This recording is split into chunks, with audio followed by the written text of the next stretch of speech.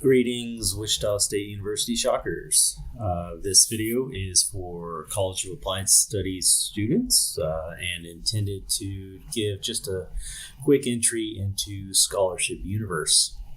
So first thing you're going to want to do is log into your MyWSU page. From there, you'd want to navigate to My Finances. And then we have the ScholarshipUniverse link. Pop that open, and from here, if you are a brand new ScholarshipUniverse student, it may immediately feed you into answering questions, but if you're returning, you should see a dashboard such as this. Your dashboard's kind of handy in that it can tell you some important information. Here we are, scholarships needing questions to be answered, ones that I currently apply to, but for the most part, to really make full advantage of ScholarshipUniverse, you're going to want to go to your questions and you're going to answer as many as you can. Now, there are a lot of questions to be answered. If you can see mine, let's flip this to 50 per page. I answered these questions last year. You can see the date there. And it's good to review these things if they've changed.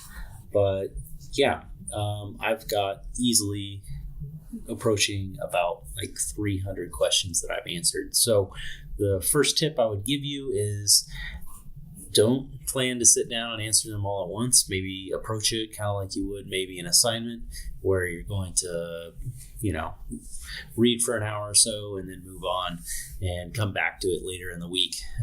So the other thing to note is that more questions will be added over time as new scholarships are added. So another reason why you want to check back in. At a certain point, though, you will answer all the questions that are available and you'll see something like this. Okay, and I can view my matched scholarships, which is pretty cool. So yeah, let's do that. So here we can see a list of scholarships that I would match with. Real quickly, I would note this little globe here is an external scholarship. If you click on apply, it's going to take you off of the WSU ScholarshipUniverse page.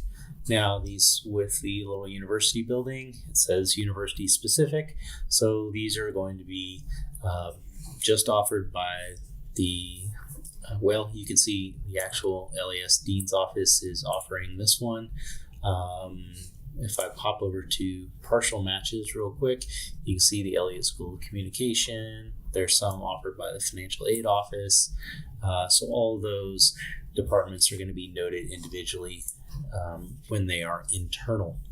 So something else to note, as you're seeing a lot of scholarships here, all of the internal scholarships, thankfully, you do not have to apply for one by one. You can go to your application and you're going to see this new continuing students application. When you complete this application, it will submit this one single application and it will apply to all of the scholarships that you're eligible to apply to. So pretty cool there. Yeah. So it's like, hey, is this your major? I'm going to say yes. We got a little more information. It's saying you want to include these particular documents, and we'll talk more about that in just a second. But I'm gonna pop on past this real quick. As you can see, here we have an essay that I wrote last year, so I should probably review that. Yeah, financial need. Now, an important thing to note is that financial need is determined by the FAFSA. So please submit a FAFSA if you've not done so. If you are an international student, though, and you are not eligible for federal financial aid, you'll want to fill out I shouldn't say fill out. That kind of assumes there's a preconceived form. You will want to write a letter stating the terms of your financial conditions. basically say, hey, these are my current financial obligations related to my tuition, my housing, and then also you'll want to include what finances are available or not available to you based upon your own income and your family. That'll be what's referenced outside of this FAFSA data. So, yeah, moving on from there, I'm going to move through this pretty quickly, but activities charts are really, you can use this format and you can use that activity chart format to complete your own and submit that. Really, for some scholarships that are specific to extracurricular activities, they'll just want to know things like how many hours are you volunteering, or if you're, playing with a sports club or something of that nature. So lastly, we get to our application deadline here, March 1st, 2025. And then we include signing your name. So we'll do that now. I'm a little happy with the keyboard. There we go. And we can continue. And now it's asking you to review all these items and then submit.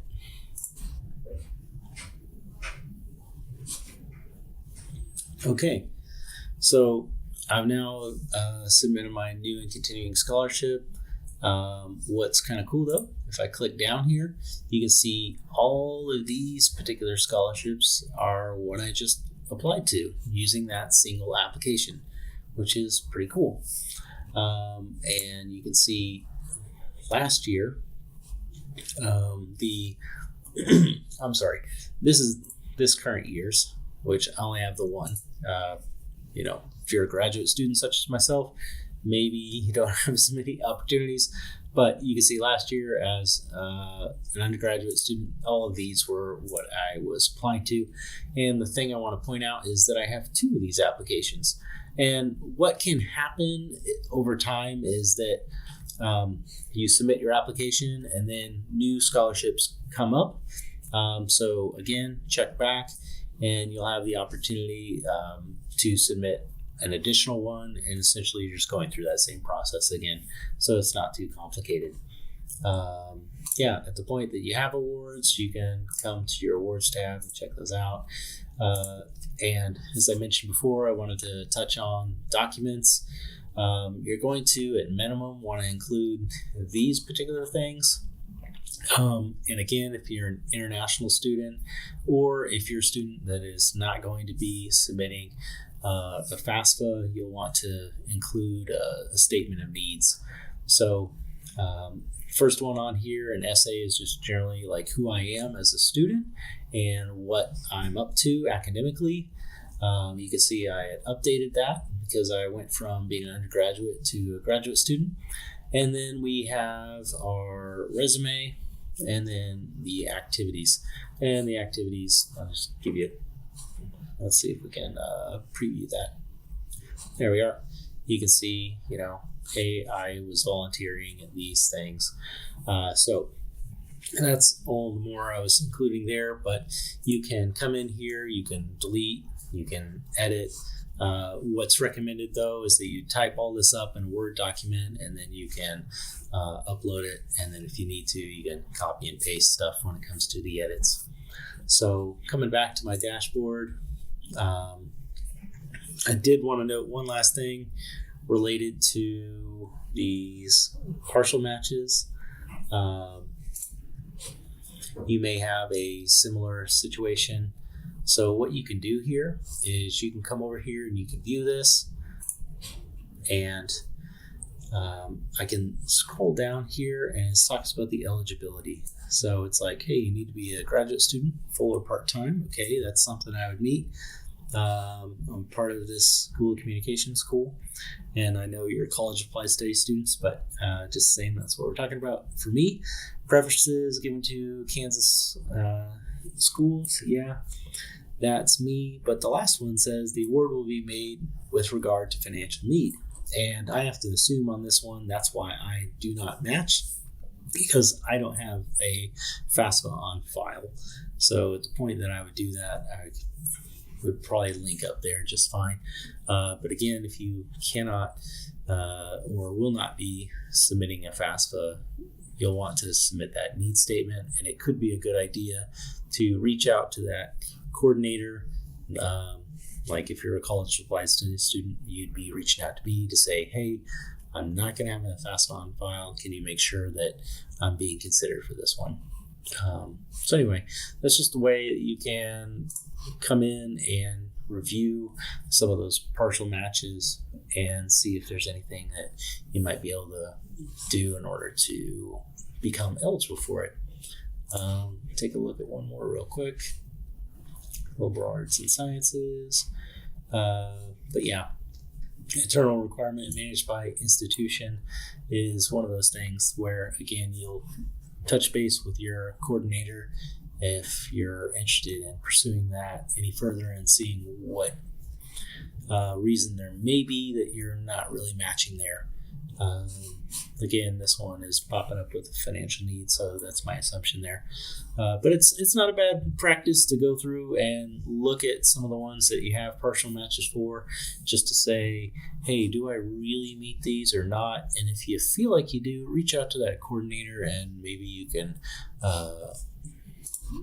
get added to that particular list for the students being considered for the scholarship. So for the time being, I think that's where we're going to call it good. Somehow we're up to about 12 minutes on this video, and in my mind I was just thinking this would be a couple minutes.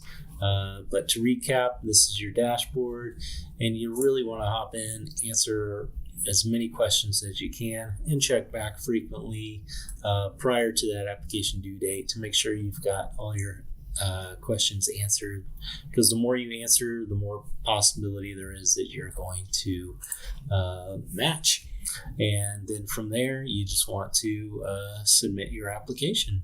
So, and again, you're going to see a big old list of applications that you're going to be submitting based on just submitting the new continuing student application, which is pretty nice. I don't think I would have wanted to go through and submit for 30 plus applications individually. All right, so if you have questions, please reach out. And yeah, wish you the best of luck and skill when it comes to getting yourself a scholarship for this next coming year.